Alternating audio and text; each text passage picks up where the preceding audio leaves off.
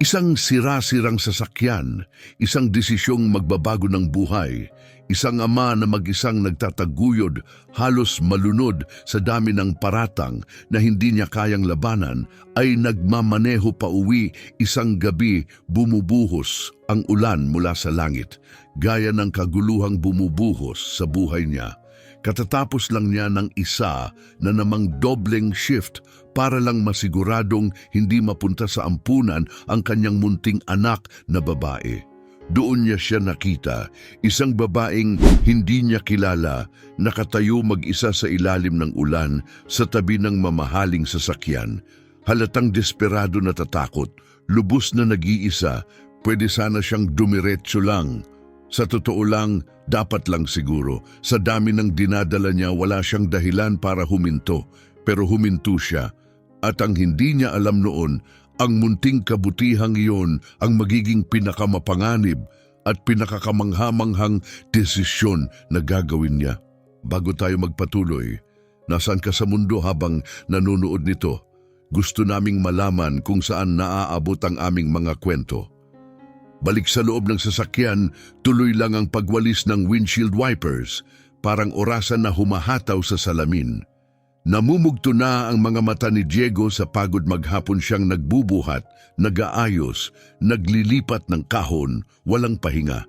Dahil kapag huminto siya, mapapaisip siya. At kapag nag-isip, maaalala niya ang mga pulang bilog sa kalendaryo, mga petsa ng paglilitis. Ibig sabihin, kakaharapin niya ang katotohanan. Sa loob ng 3 linggo, posibleng gumuho ang lahat. Napansin niya ang bahagyang kumikislap na hazard lights sa likod ng kurtinang ulan. Isang pulang luxury sedan ang nakahinto sa gilid ng Maple Avenue, masyadong mamahalin para kaya niyang bilhin. Halos hindi niya napansin sa una. Isang babae nakatayo sa tabi ng sasakyan, isa pa sa loob, abalang-abala sa pagtipa sa cellphone. Inangat ni Diego ang paa sa gas. Magpatuloy ka lang sa pagmamaneho, bulong ng isip niya.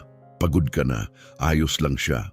Ang may-ari ng ganyang kotse, siguradong may tulong, may pera, may insurance. Pero nakita niya kung paano nanginginig ang balikat ng babae, maaaring dahil sa lamig, maaaring sa inis, anuman yon tumagos sa dibdib ni Diego. At parang mula sa nakaraan, narinig niya ang boses ng kanyang ina. Ang tunay na pagkatao ay hindi nasusukat kapag madali ang buhay, Diego. Nasusukat ito sa kung ano ang ginagawa mo kapag gumuho na ang lahat. At talagang gumuho na nga ang lahat. Antonio Diaz, ang pangalan pa lang pinakakabog na ang dibdib ni Diego. 6 na buwan na ang nakalipas, halos 50,000 dolyar ang nawala sa maliit nilang landscaping company. Si Antonio, ang taong minsang nagtiwala sa kanya, ay tumingin sa kanyang mga mata at sinabing, "Ikaw ang may gawa nito." Nagbago ang lahat noon. Ang mga bank records, emails, peke ang mga pirma, lahat ay nagpaturo kay Diego. Mas malalakas ang abogado ni Antonio, mas maraming pera, at mas malinis ang imahe. "Hindi maganda ang itsura nito," wika ng kanyang court-appointed lawyer. "Naniniwala ako sa iyo, Diego, pero patunayan ito, mahirap yan." Kapag napatunayang nagkasala, maaaring makulong si Diego ng 5 taon. Ibig sabihin 5 taon na malayo kay Teresita, ang kanyang 7 taong gulang na anak na babae na laging baligtad magsuot ng sapatos at may ngiting may pagitan ng mga ngipin. Iniwan sila ng ina nito noong 2 taon pa lang si Teresita. Nag-iwan lang ng sulat na hindi na niya kaya ang pagiging ina. Ang ideya na si Teresita ay mapupunta sa foster care nang wala siya, masyado nang masakit. Huminto si Diego sa likod ng pulang kotse.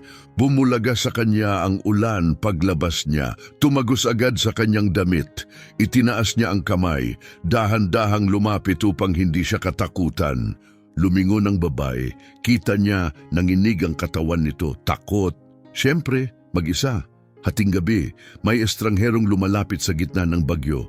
"Ma'am," mahinahon niyang tawag, nakatayo sa layo, parehong kamay nakataas. "Ayos lang kayo? Problema sa kotse?" Pinagmasdan siya ng babae, bumabagsak ang ulan sa kanyang mukha. Basang-basa ang kanyang damit. Sa wakas, tumango siya ng bahagya. Tumirik lang, ayaw na mag-start. Hindi nanginginig ang boses niya. Kalma, matatag, tila sanay maging in control. Pwede ko bang silipin? Tanong ni Diego. Hindi ako mekaniko pero marami na akong inayos na lumang kotse. Baka makatulong. Nag-alinlangan siya. Sa wakas, sige, salamat. Binuksan niya ang hood. Sumilip si Diego. Bumubuhos ang ulan sa batok niya. Pero sa sandaling iyon, ayos lang. Isa itong problema na baka kaya niyang ayusin. Walang korte, walang kasinungalingan, walang anak na nanginginig sa takot. Isang makina lang. Sinuri niya ang mga wire at koneksyon, maingat sa paggalaw at napansin niya ito. Maluwag ang battery terminal mo, sigaw niya. Baka natanggal nung makadaan sa lubak. May dala ka bang tools? Sa tingin ko, oo. Tumakbo si Diego sa trunk at kinuha ang lumang toolbox. Umaagos ang tubig sa kanyang mukha habang nagtatrabaho. Nilinis niya ang kalawang, hinigpitan ng koneksyon at nagsalita habang ginagawa. Gaya ng ginagawa niya tuwing hindi makatulog si Teresita. Paubos na ang baterya mo, sabi niya. Nanginginig ang mga kamay sa lamig. Dapat mo na itong palitan. May gasolinahan mga 2 milya mula rito. Meron silang panibago. Kahit sa ilalim ng malakas na ulan at papalubog na liwanag, ramdam ni Diego ang mga mata niya sa kanya. May kakaiba sa babae, matapang, tiwala sa sarili, may presensyang hindi basta-basta nawawala sa paligid. Kahit basang-basa at stranded, panatag pa rin ang tindig niya. Hindi siya basta-basta lang. Mukha siyang sanay gumawa ng malalaking desisyon, sanay na pakinggan. Naikabit na ni Diego ang koneksyon ng baterya at umatras. Pinunasan ng ulan sa kanyang mukha. Subukan niyo po, sigaw niya. Sumakay siya sa kotse, ikinabit ang susi at tumandar ang makina. Ang ginhawang dumaan sa mukha ng babae ay totoo at agaran.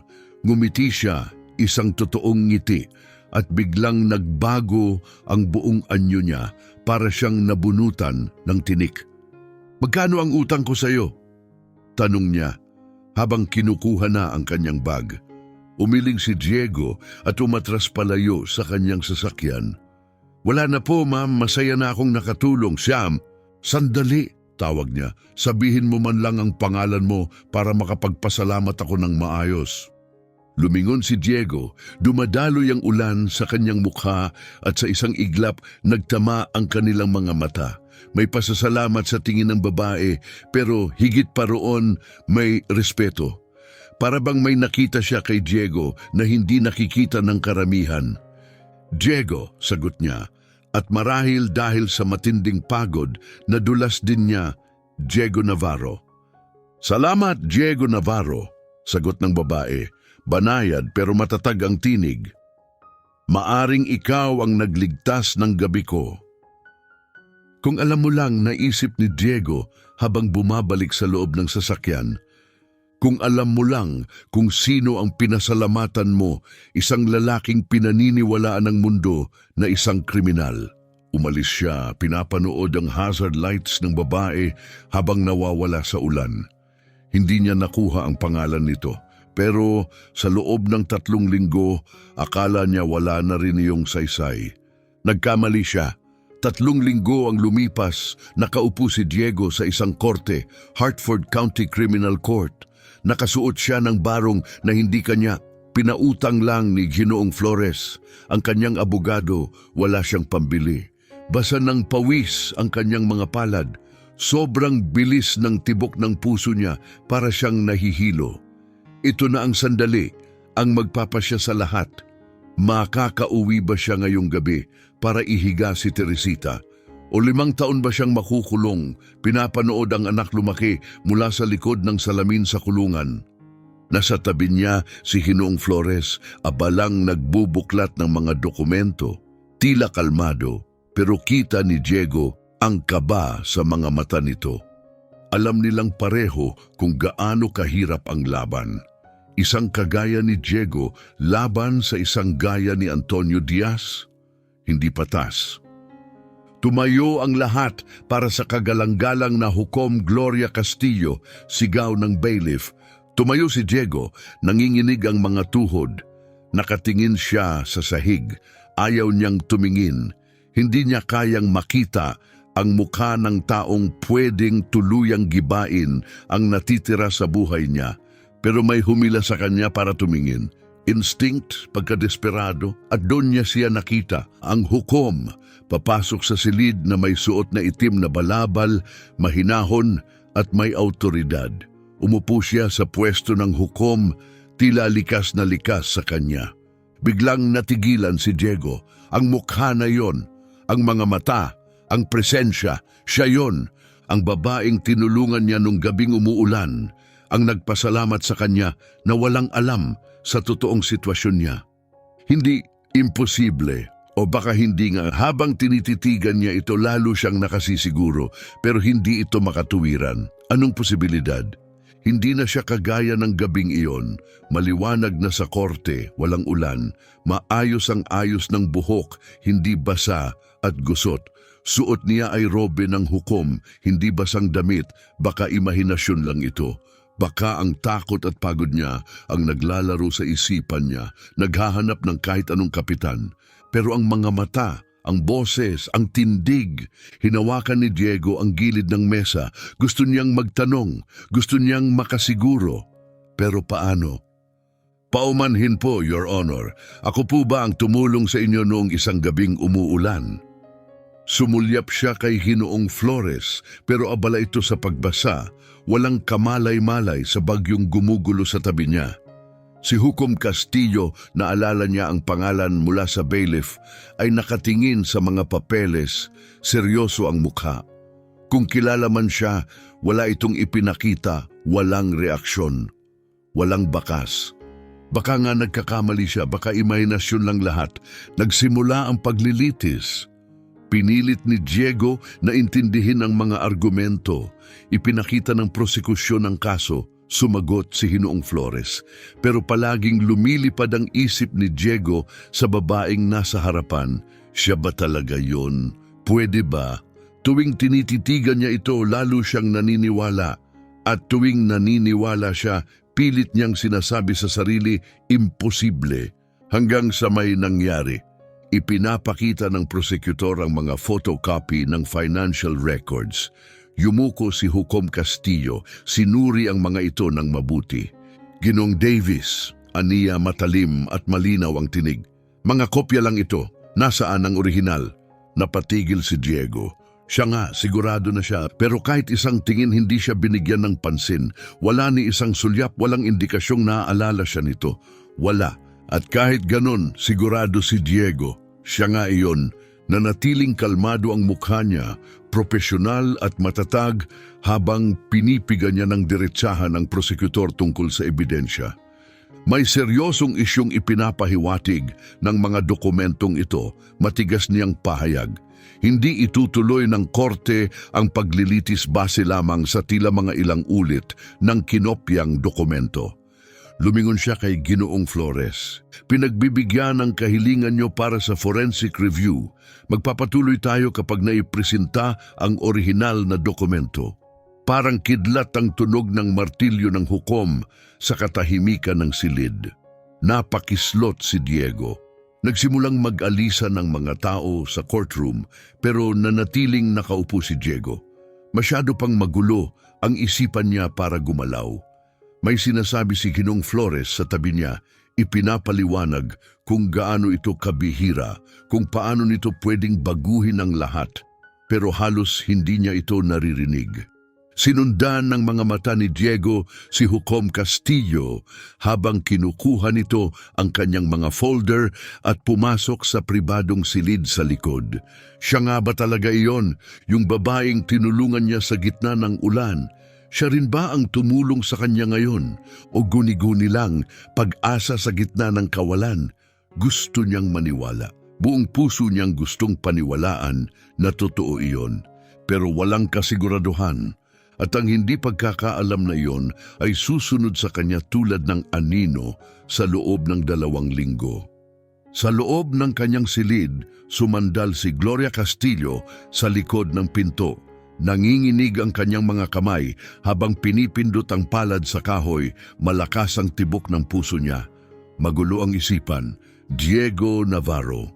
Hindi niya inakalang makikita niya ang pangalang iyon sa isang korte. Siya ang lalaking tumigil sa gitna ng bagyo para tulungan siya.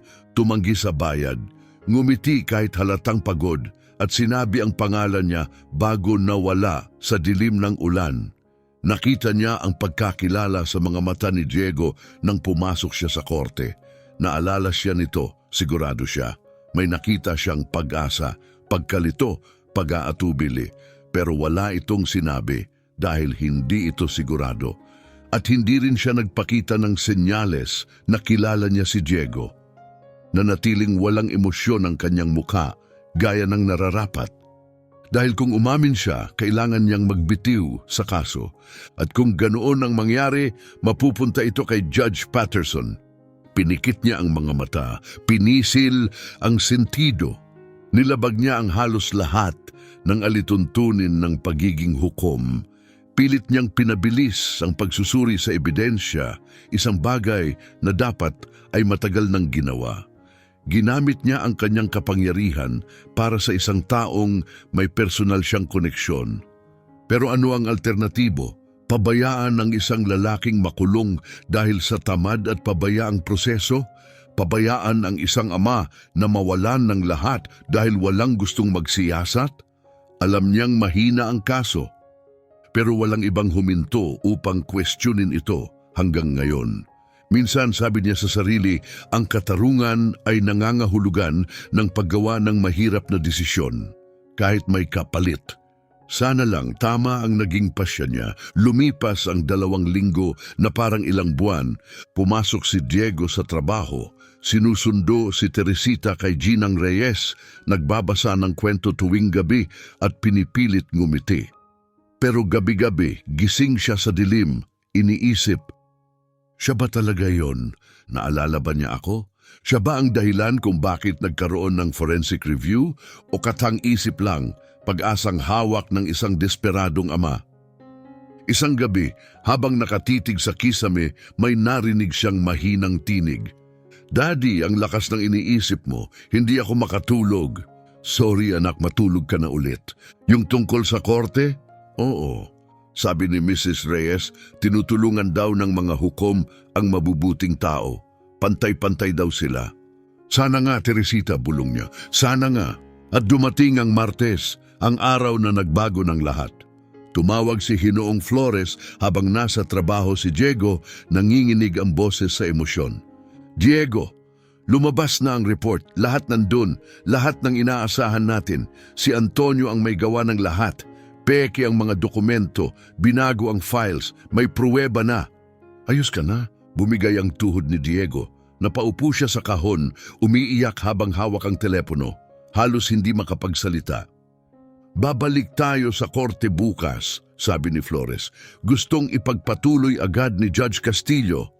Judge Castillo, siya nga kaya, baka bukas, sa wakas, makumpirma niya. Kinabukasan, tumingin si Judge Castillo sa courtroom, kalmado at makapangyarihan ang tinig. Matapos suriin ang forensic report, aniya, natuklasan ng korte na ang ebidensya ng prosekusyon ay nakabase sa peking dokumento. Ayon sa mga na-verify na digital records, si Antonio Diaz at hindi si Diego Navarro ang may kagagawa ng embezzlement.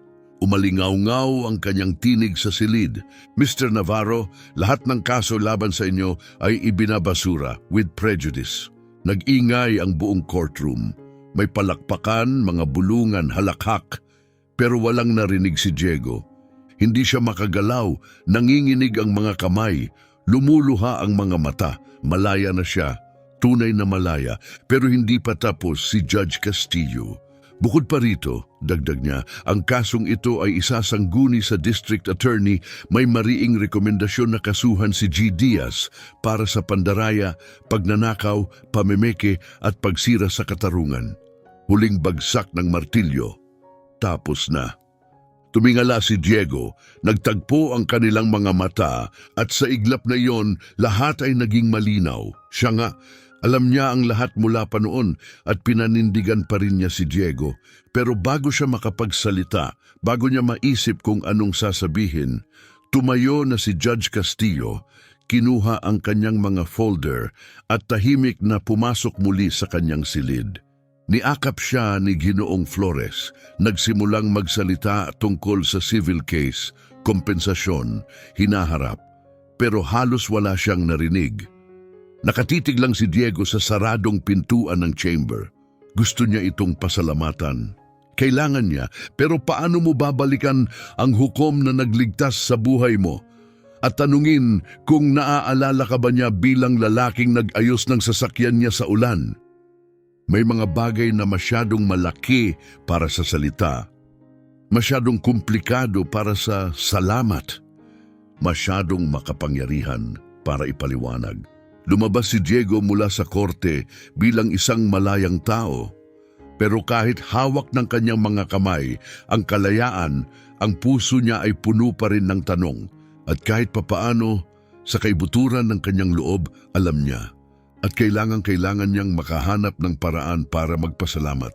Lumipas ang 6 na linggo na parang panaginip. Nakapagtrabaho si Diego sa isang mas maganda at maayos na hardware store. Mas maraming oras, mas mataas na sahod, at mga benepisyong sa wakas ay nagbigay ng tunay na katatagan sa buhay nila. Nakauuwi siya para sa hapunan gabi-gabi. Puno ng mga drawing ni Teresita ang maliit nilang refrigerator, mga rainbow, puso at mga stick figure na may nakasulat, "Daddy is free." Gamit ang matamis, magulong baybay ng isang batang 7 taong gulang. Maganda ang buhay. Mas maganda pa sa inaakala ni Diego matapos ang lahat ng pinagdaanan nila. Pero may isa pa ring bumabagabag. Hindi pa rin siya nakapagpasalamat ng maayos sa kanya. Hindi pa niya napatunayan kung totoo ang iniisip ng puso niya.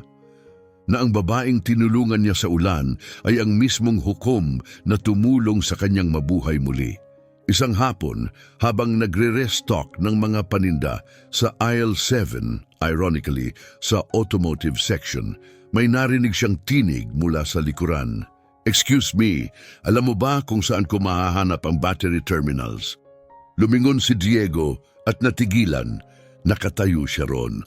Wala nang itim na balabal. Wala na sa upuan ng hukom. Isang babae lang sa jeans at sweater, nakalugay ang buhok at may ngiting banayad. "Ikaw yon!" bulalas ni Diego at nahulog ang kahon ng windshield wipers na hawak niya. "Alam ko na, sa korte akala ko guni-guni lang." Pero hindi pala. Ngumiti ang babae, mas malambing ngayon. "So naalala mo nga ako?" "Paano ko hindi maalala?" sagot ni Diego. "Boses mo, mukha mo, pero duda pa rin ako sa sarili. Iniisip na baka gawa-gawa ko lang dahil gusto kong maniwala." Lumapit siya ng bahagya. "Pero ikaw rin, di ba? Alam mo rin na ako yung tumulong sa'yo." Tumango si Gloria. "Nang makita ko ang litrato mo sa case file, nabitawan ko ang hawak kong mug. Alam ko agad kung sino ka. Pero hindi ka nagsalita. Kung umamin akong kilala kita," paliwanag niya, "kailangan kong mag-recuse sa kaso. At kung gano'n ang nangyari, si Judge Patterson sana ang humawak." Pumikit si Diego. Ang pangalan pa lang, sapat na. Kung siya ang naging hukom, sigurado guilty na agad ako. "Malaki ang posibilidad," sagot niya ng mahina. "Isa siya sa may pinakamataas na conviction rate sa buong estado. At hindi siya pala kaibigan sa mga public defenders." "Ibig sabihin, pinagsapalaran mo ang lahat." "Trabaho ko, karera ko, kredibilidad ko," sabi ni Gloria, matatag ang boses. "Oo, pero uulitin ko pa rin kung kailangan." Tumahimik ang paligid, nasa gitna sila ng mga istante ng mga gamit, pero para bang huminto ang oras. "Bakit?" tanong ni Diego. "Bakit mo ginawa yon para sa isang taong minsan mo lang nakasalubong sa ulan?"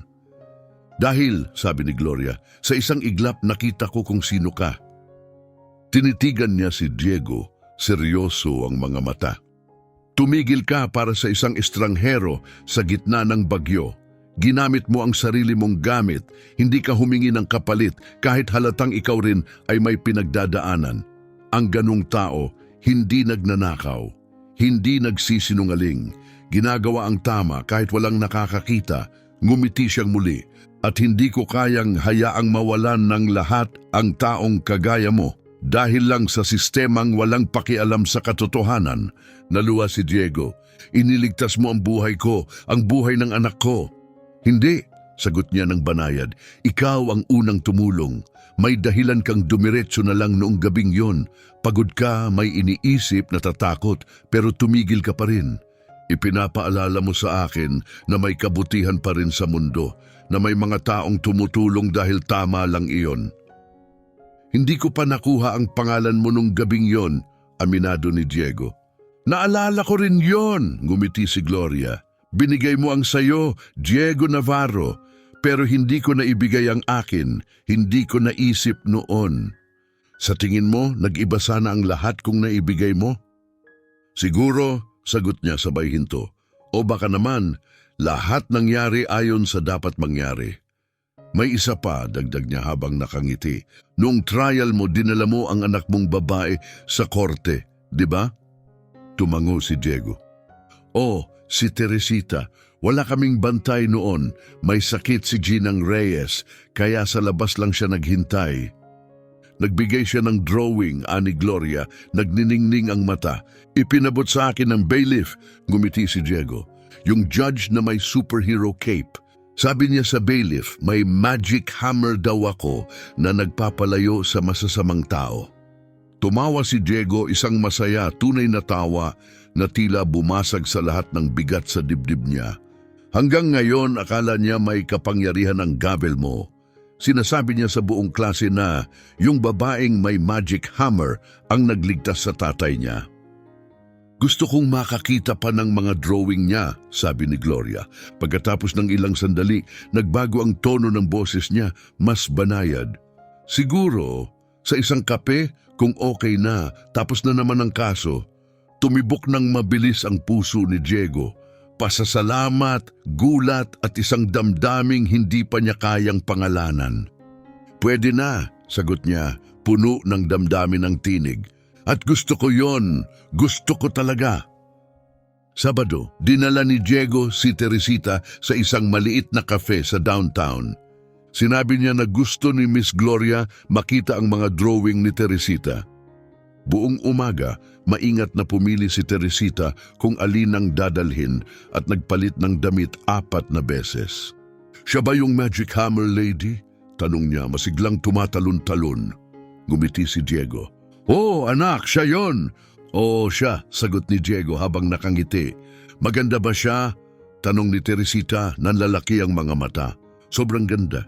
Mabait ba siya? Pinakamabait. Di susuotin ko yung princess dress ko, yung dilaw, kasi dilaw ang kulay ng saya at masaya na tayo ngayon di ba daddy? Lumuhod si Diego sa harap ng anak, puno ng damdamin ng puso, masakit sa ginhawang paraan. Pinakamasaya tayo ngayon, baby girl. Habang pinapanood ni Diego si Teresita na makita si Gloria sa kabila ng kafe at halos manginig sa tuwa, may naramdaman siyang pagbabago sa dibdib niya. Parang pag-uwi, Daddy, Daddy, siya na yung Magic Hammer Lady! Sigaw ni Teresita sabay hila sa kanya palapit, parang isang bagyong 7 taong gulang.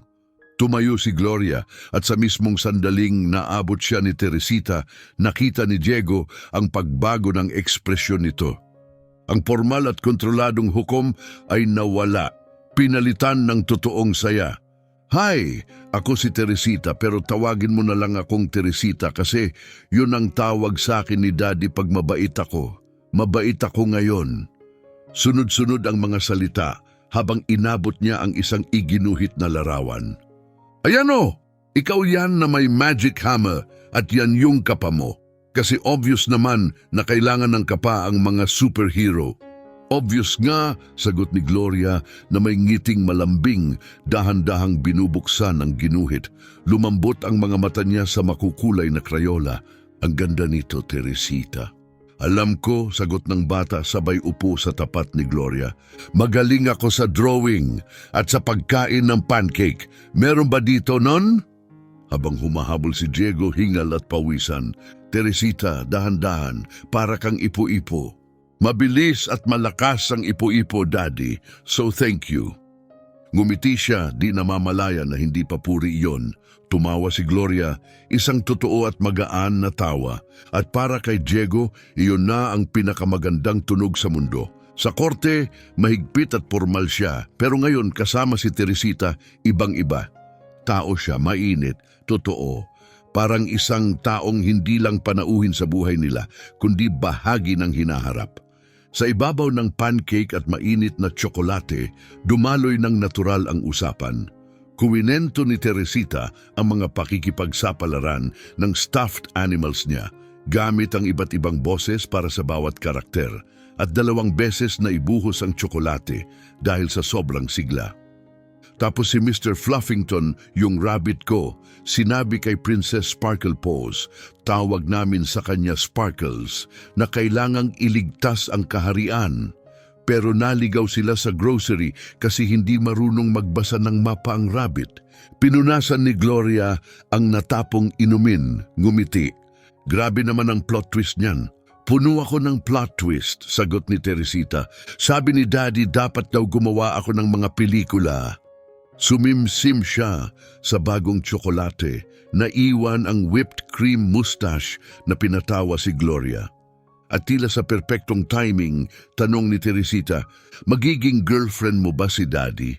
Kasi sabi ni Mrs. Angela maganda ka raw at kailangan ni Daddy ng girlfriend kasi malungkot siya palagi. Namula si Diego, Teresita, ano naman, siya naman nagsabi, hindi ako. Pero sangayon ako. Maganda ka tapos may magic hammer ka. Best combo yon. Pinilit ni Gloria na hindi tumawa pero kumikislap ang mata sa tuwa. Well, sagot niya, magiging magkaibigan muna kami ng daddy mo at tingnan natin kung saan patungo. Okay, tango ni Teresita, seryoso. Pero kung gusto mo malaman, magaling akong mag-share ng daddy. Gumagawa din ako ng friendship bracelets. Gamit ko lang yung masayang kulay. Ayoko ng boring.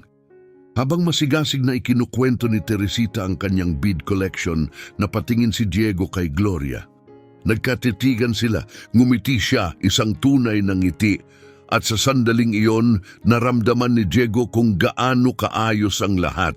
Hindi ito awkward, hindi ito pilit, ito'y natural. Parang matagal nang patungo sa sandaling ito, simula pa noong gabing umuulan at nagtagpo ang mga mundo nila. Ibinaba siya ng universo sa bingit, isinama sa takot at sakit, pero ibinigay din ang gantimpala, isang pangalawang pagkakataon, isang bagong buhay, at isang babae na naniwala sa kanya noong pinakakailangan niya ito. Naging regular na ang coffee dates nila. Minsan kasama si Teresita, minsan silang dalawa lang, pero palaging may halakhak. Palaging may lambing, pareho silang mahilig sa old black and white movies, pareho silang sablay sa pagluluto, pareho silang naulila ng maaga at napaaga sa responsibilidad. Sa ika-4 nilang lakad, nagpunta sila sa zoo. Habang naglalakad sa penguin exhibit, tumakbo si Teresita sa unahan, nagniningning ang dilaw na coat sa gitna ng maulap na araw. Daddy, hawakan mo ang kamay ni Miss Gloria para hindi siya mawala, sigaw niya, patakbo papunta sa Sea Lions. Hindi naman siguro kailangan, utal ni Diego. Okay lang, bulong ni Gloria, sabay hawak sa kamay niya. Para sa kaligtasan, syempre. Oo, tama, safety. Pero iba ang tibok ng puso ni Diego. Mainit ang kamay niya at parang likas lang na naroon iyon. Pagdating ng 3 buwan, nagsimula na silang mag-date ng mas seryoso, quiet dinners para sa dalawa lang habang si Ginang Reyes ang nagbabantay kay Teresita. Nag-uusap sila ng bukas tungkol sa takot, pag-asa at mga lihim na hindi pa nasasabi kaninuman. At pagkatapos, laging may interrogation si Teresita. Nag-holding hands ba kayo? Nagpa-cute ba si Daddy gamit yung weird niyang tawa? Pinag-usapan niyo ba ako? Kasi ako talaga ang best topic. Isang gabi, pagkatapos ng isang napakagandang date, nakatayo sila sa tabi ng kotse ni Gloria. May bagong battery na ang red sedan ngayon. Minsan pabirong sinasabi ni Gloria na dapat padalhan ng thank you card ang pothole na naging dahilan ng pagkikita nila. Nakasandal siya sa pinto ng kotse, ngumiti at nagsabing, "Pwede ba akong magsabi ng isang bagay?" "May isang bagay akong siguro hindi dapat sabihin," panimula ni Gloria habang nakasandal sa kanyang kotse. "Maaring masyado pang maaga, baka matakot ka. Pwede mong sabihin kahit ano," sagot ni Diego ng banayad. "Nung nakita ko ang pangalan mo sa case file, nung na-realize kong ikaw yon, nataranta ako. Hindi lang dahil sa ethics, oo, totoo naman yon. Pero dahil nung gabing yon sa Maple Avenue, sa ilalim ng ulan, pinaalala mo sa akin ng isang bagay na akala ko ay nawala na sa mundo." "Ano yon?" tanong ni Diego. "Kabutihan, yung simpleng, tapat, makataong kabutihan. Pagod na pagod ka, may lahat ng dahilan kang magpatuloy. Harap mo na ang kaso, nakataya ang kinabukasan mo, pero tumigil ka. Nabasa ka habang tumutulong sa isang estranghero.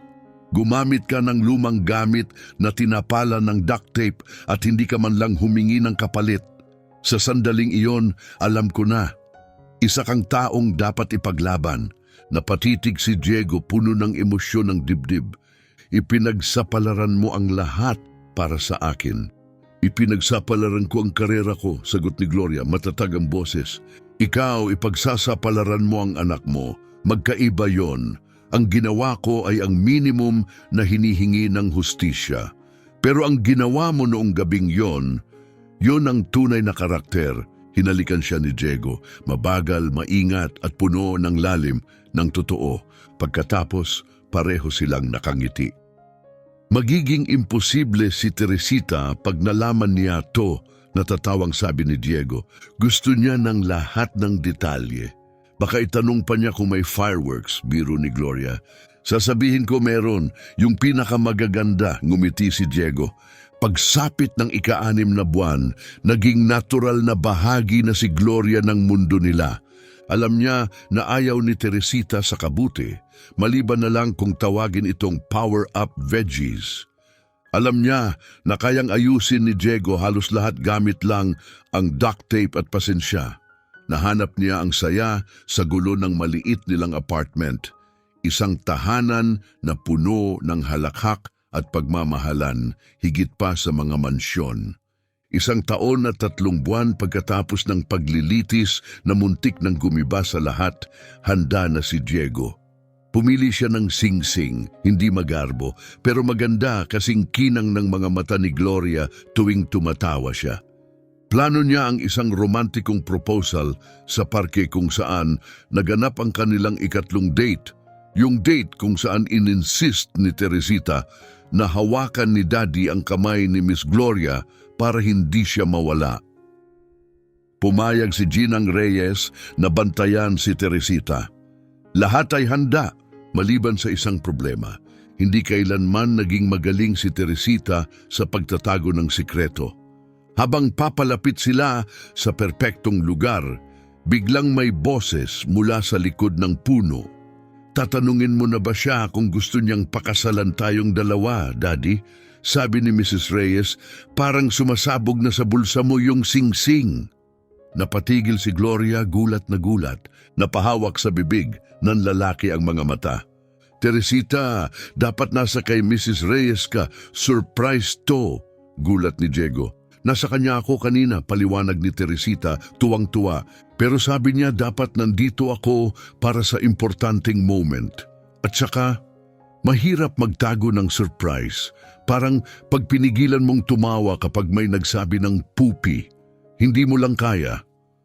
Nagsimula nang mapansin ng ibang tao ang eksena. May mga ngumiti. May ilang kumuha ng video. Namula si Diego, pero si Gloria tumatawa, umiiyak at tumatango. Kaya lumuhod si Diego doon mismo sa damuhan, katabi ang anak niyang tumatalon-talon at mga estrangherong nakatingin. Gloria Castillo, simula niya habang nanginginig, ang mga kamay na hawak ang singsing. "Iniligtas mo ang buhay ko sa maraming paraan. Nakita mo ako noong panahong hindi na ako nakikita ng mundo. Naniwala ka sa akin kahit lahat ay bumaliktad, tiningnan mo ako, hindi bilang pagkabigo, kundi bilang tao. Nakita mo rin ang anak ko. Hindi ako gulo, singit ni Teresita. Ako ay enthusiastic. Ang enthusiastic kong anak, patuloy ni Diego habang nakangiti. At sa hindi ko maintindihang paraan, minahal mo kaming pareho. Buo kami dahil sa'yo. Ipinakita mo sa amin na minsan yung taong tinulungan mo sa dilim ang siyang nagdadala ng liwanag. Huminga siya ng malalim. Pakasalan mo ba kami? Sige na, sigaw ni Teresita. May napili na akong flower girl dress, dilaw yon. Umiiyak na si Gloria pero nakangiting abot-tenga. Oh, bulong niya. Oh, sa inyong dalawa, habang buhay. Tumalon si Teresita at niyakap si Gloria ng buong lakas. Sabi ko na nga ba? Sabi ko kay Daddy yes, ang isasagot mo. May utang sa akin si Mrs. Reyes ng $5. Nagpustahan kayo? Gulat ni Diego. O naman, may inside information ako, magaling akong matchmaker. Nagpalakpakan ng mga tao sa paligid. May ilan pang pinunasan ng luha. Best proposal I've ever seen, sigaw ng isang matandang babae. Salamat po, sagot ni Teresita, kumakaway na parang nanalo ng award. Ako po ang nagplano. Hinila ni Diego si Gloria sa isang mahigpit na yakap. Hinalikan siya ng banayad, habang si Teresita ay gumawa ng malakas na ew sound sa likod nila. Pagkatapos, okay tapos na to, pwede na tayong mag-ice cream kasi feel ko ice cream moment na talaga to. At ang kasal ay itinakda sa susunod na tagsibol. Seryoso si Teresita sa pagiging flower girl at unofficial wedding planner. Gumawa siya ng mga color-coded checklist, nag-schedule ng maraming practice runs at nag-insist sa full rehearsal. Kailangan natin mag-practice, Daddy. Paano kung makalimutan ko kung paano maghagis ng petals o kaya masyadong malakas ang pagkakahagis at tamaan ang mukha ng bisita? Sisirain nun ang mga pictures. Sigurado akong magiging kamangha-mangha ka, baby girl. Oh, alam ko naman, pero kailangan ko maging thorough, ganyan ang mga profesional. Ang hardin kung saan ginanap ang seremonya ay simple pero napakaganda. Mga puting upuan sa maayos na hanay, mga bulaklak na nakasabit sa mga puno at gintong liwanag na tila spotlight ng kalikasan. Si Ginang Reyes, na parang lola na ni Teresita, ay umiiyak halos buong seremonya. Si Ginong Flores, ang dating public defender ni Diego, ay naging best man. Sa kanyang toast, sinabi niya, "Marami na akong nasaksihang katarungan sa karir ko, pero ang makita silang dalawa ay higit pa roon. Ito ay ang universo na itinutuwid ang isang bagay." Si Ana, court clerk ni Gloria, ay maid of honor at umiyak ng masaya mula simula hanggang dulo ng kanyang speech.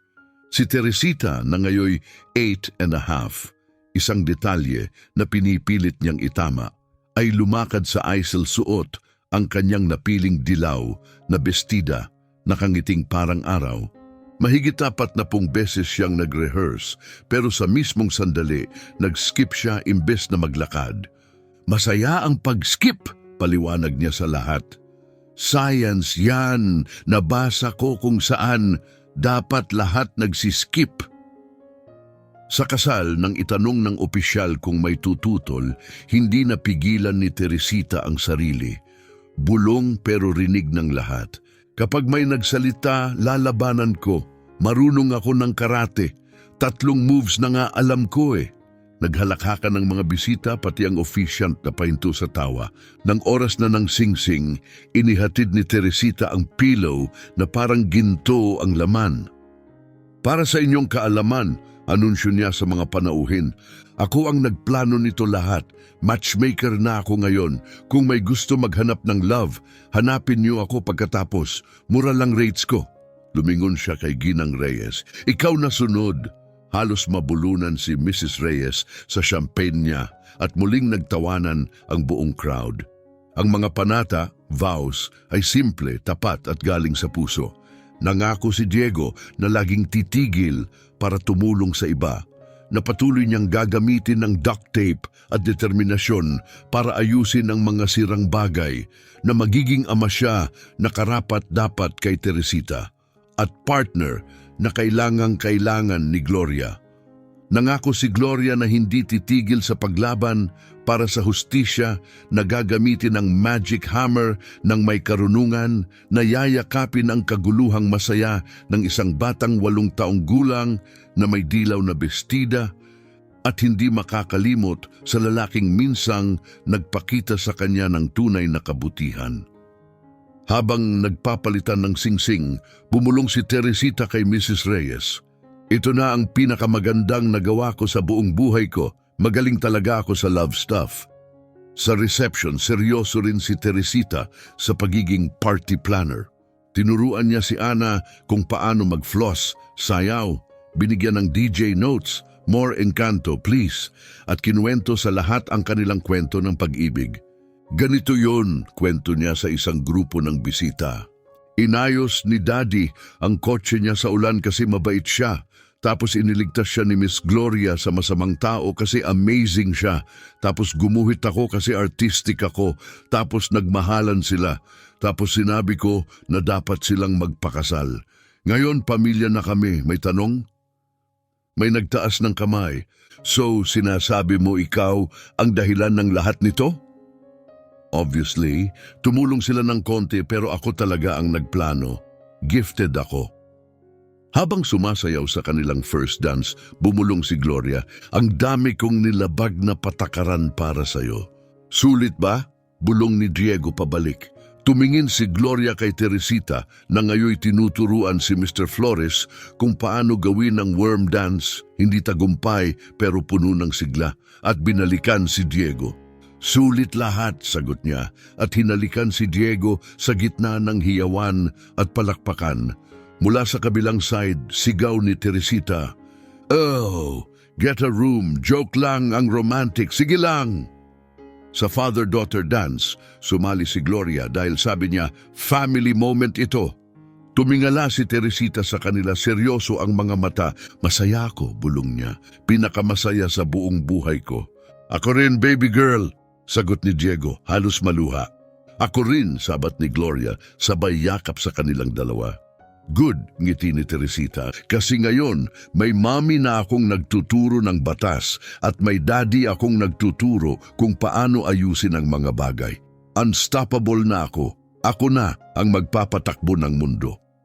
Yan mismo ang kinatatakutan ko, natatawang sagot ni Diego. At saka kailangan natin ng aso. Lahat ng pamilya may aso. Check ko na. Batas yon. Pag-uusapan natin. Sabay na sabi ng parehong magulang. Yun ang parent code para sa malamang oo. Nararamdaman ko na, madali kayong mapagod. Hindi natin laging alam kung paano magtatapos ang kwento natin. Akala ni Diego, matatapos ang kanya sa loob ng courtroom, hiwalay sa anak. Naniniwala siya noon sa mundong walang lugar para sa mabubuting tao, sa katarungang malamig, sa kakulangan ng pangalawang pagkakataon. Nagkamali siya.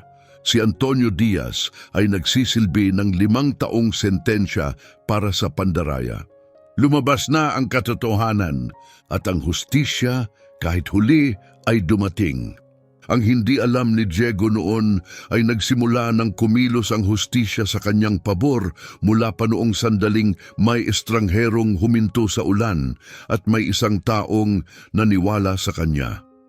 Si Gloria na ilang taon nang gumagawa ng desisyon sa korte ay natutong minsan, ang paggawa ng tama ay hindi tungkol sa pagsunod sa patakaran, kundi sa pagsunod sa puso.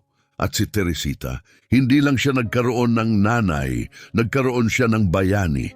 Isang babaeng nagpapatunay na ang kabutihan at tapang ay maaaring magsama, na ang paniniwala sa isang tao ay pinakamakapangyarihang regalo. At oo, tunay na may magic hammer kung ginagamit mo ito sa tama. Isang ama na handang tumulong sa estranghero, isang hukom na nanindigan para sa hustisya, at isang batang babae na naniniwala sa pagmamahal at mahika.